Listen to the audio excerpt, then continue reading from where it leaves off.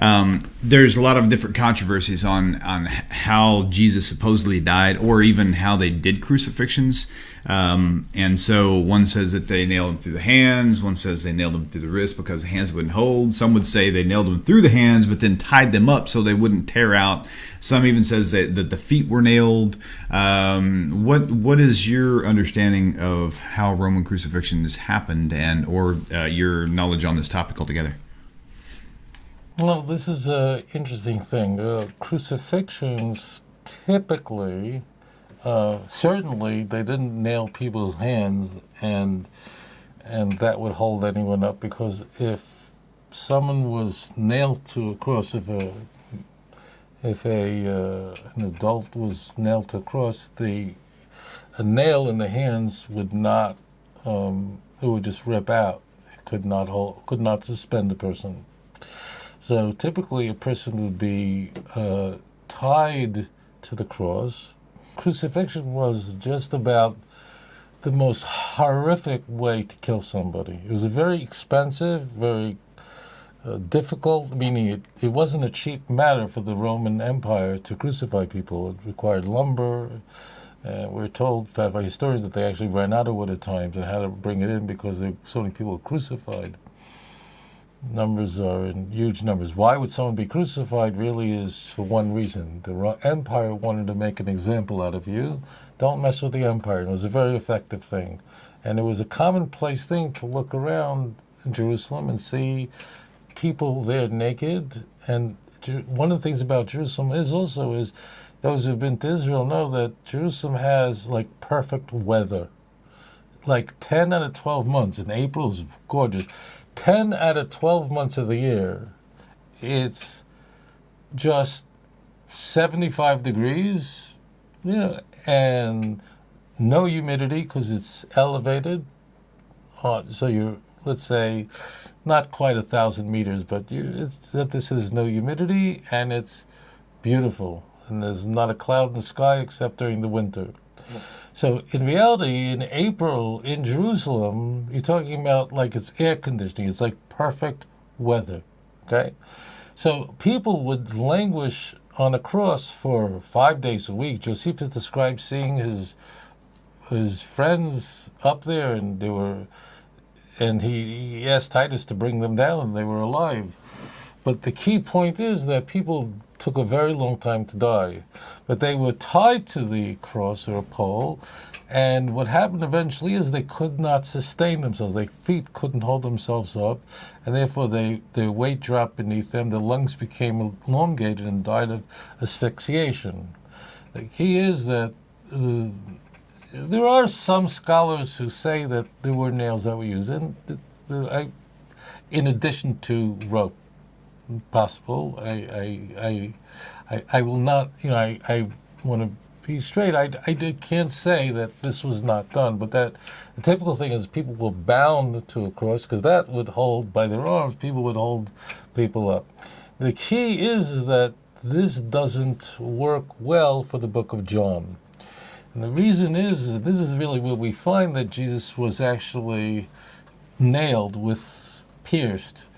Because John is one of the things that is very clear that is unfolding in the Gospels. In fact, we can go early in the Gospels, is what exactly happened, what resurrected from the dead? Like, what was he? So if we go to the earliest writings that have survived of the Christian Bible, they're the letters of Paul.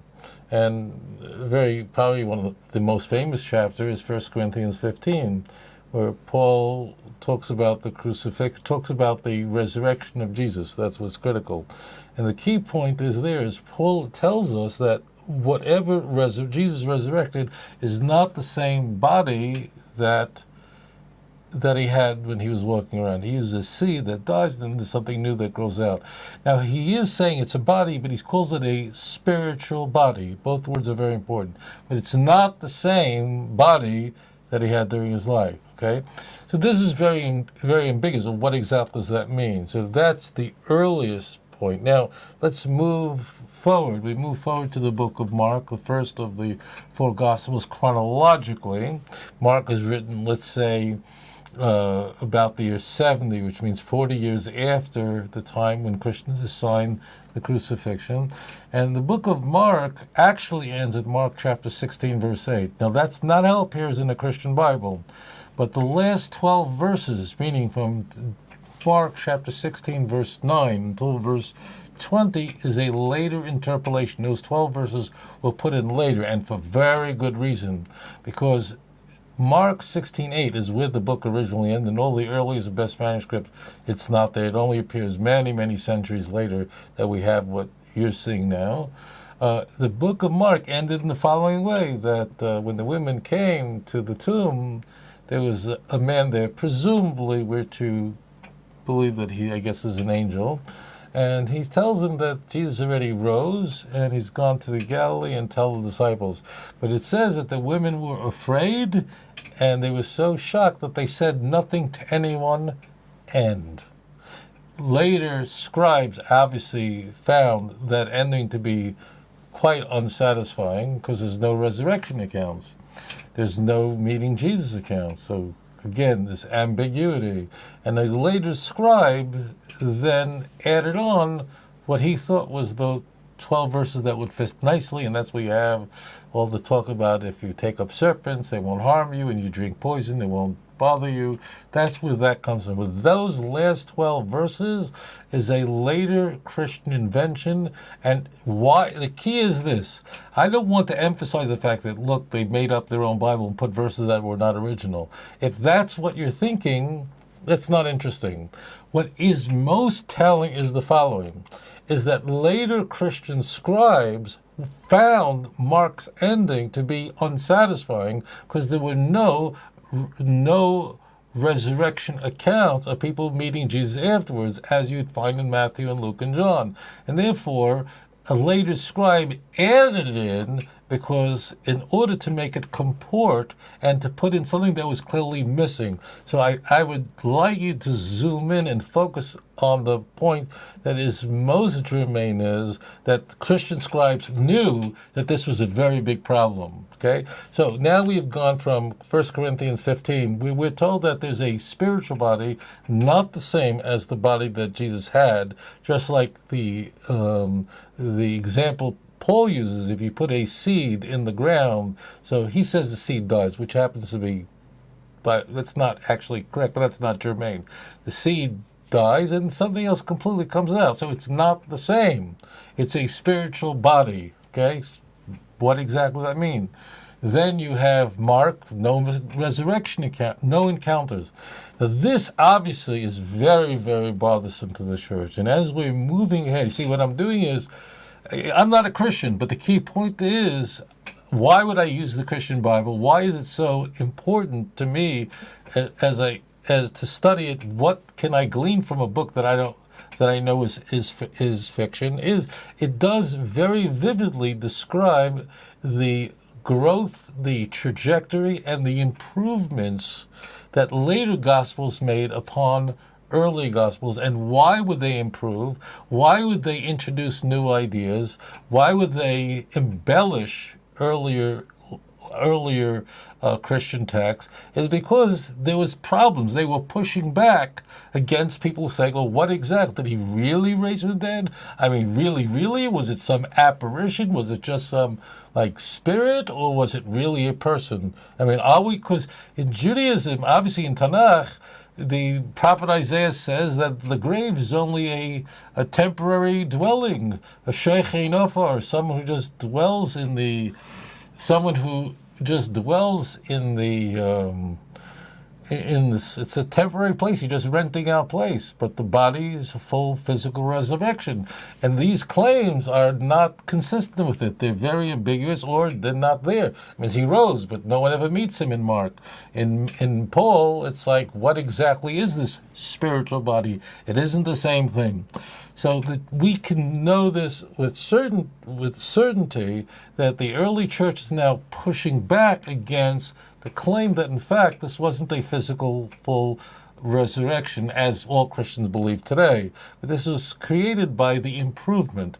And I'll just point to Luke as the improvement, where Jesus now is walking in, they're in Jerusalem, and Jesus suddenly appears, and he starts eating broiled, burnt fish with them. And how could a spirit to eat food is eat that only a body? So Luke is seeking to demonstrate that Jesus was in fact a human, resurrected, full body that can actually eat fish with everybody else. That's very important. But obviously the problem didn't stop, which means the questions persisted. And John has to improve on all these texts. And this brings us to the book of John, chapter 20, verse 24 through 27. That's what interests here right there.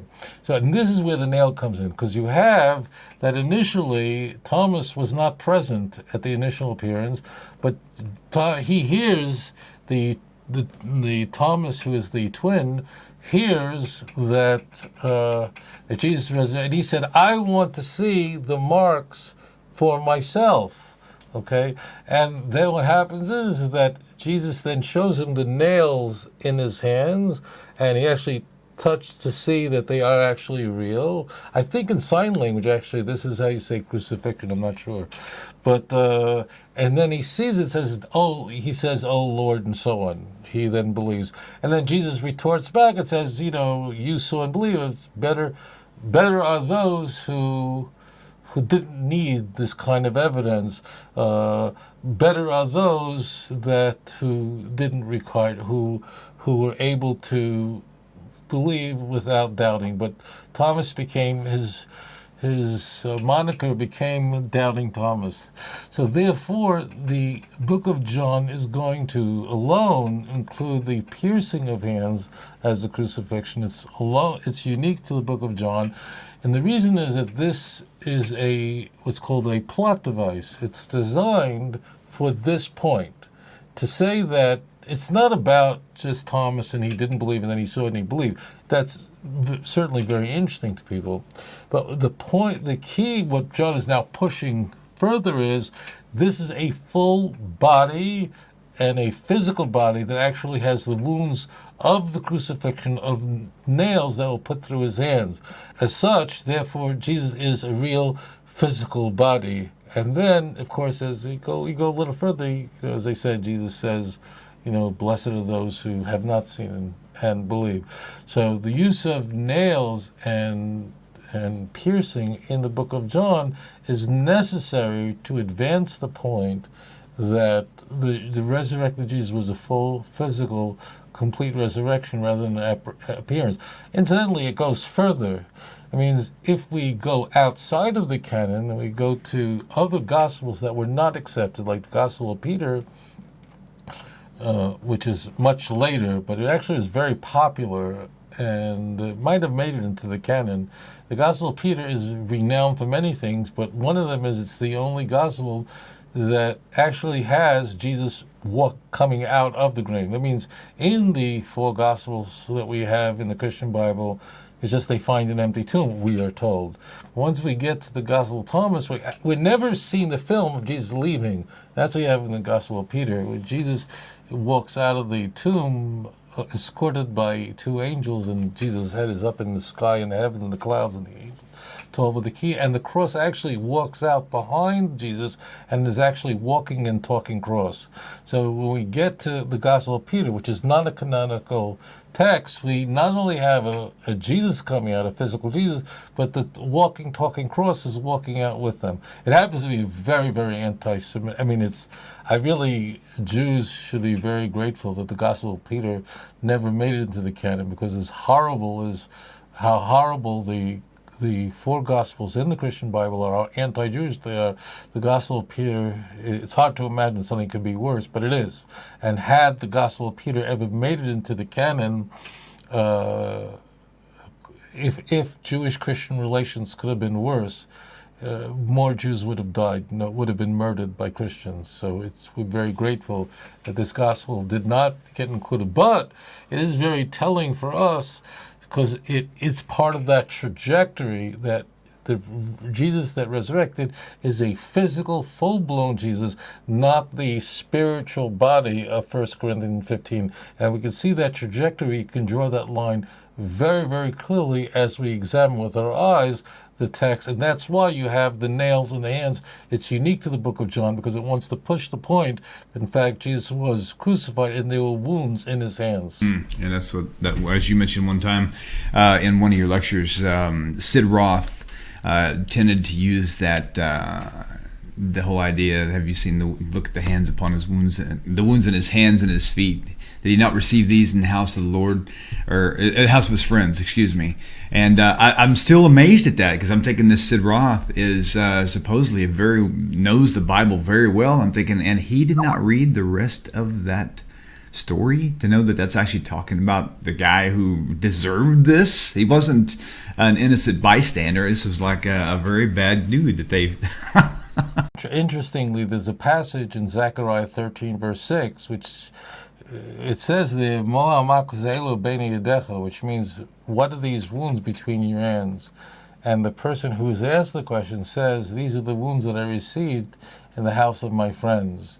And missionaries actually use this verse, you can look it up for yourself, to prove that the crucifixion was foretold in the Jewish scriptures.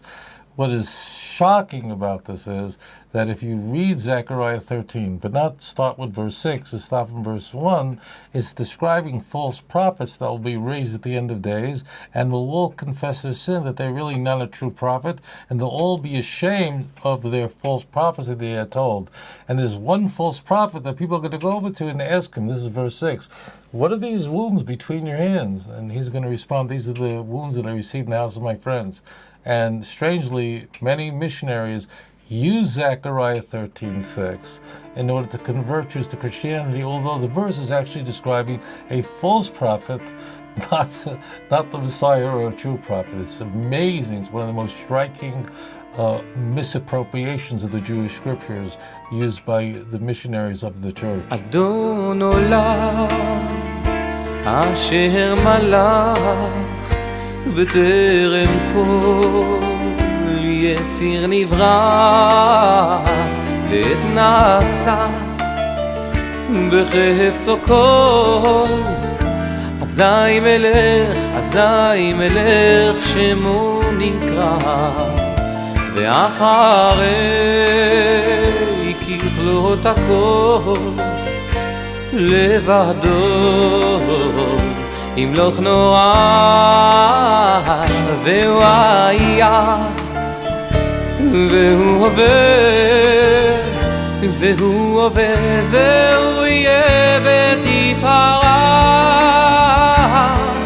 אדון עולם אשר מלך בטרם כל יציר נברא לעת נשא בחפץ הכל אזי מלך שמו נקרא ואחרי ככלות הכל לבדו ימלוך נורא והוא היה והוא הווה והוא יהיה בתפארה אדון עולם אשר מלך בטרם כל יציר נברא לעת נשא בחפץ הכל אזי מלך שמו נקרא ואחרי ככלות הכל לבדו ימלוך נורא והוא היה והוא הווה בתפארה והוא הווה והוא יהיה בתפארה אדון עולם אשר מלך בטרם כל יציר נברא לעת נשא בחפצו כל אזי מלך שמו נקרא ואחרי ככלות הכל לבדו ימלוך נורא והוא היה והוא הווה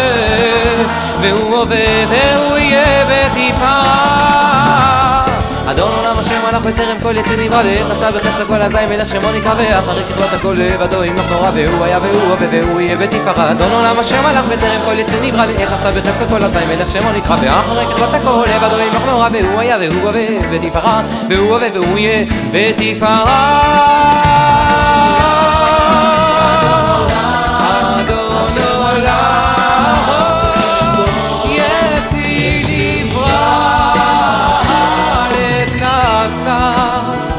בחפצו כל אזי מלך שמו נקרא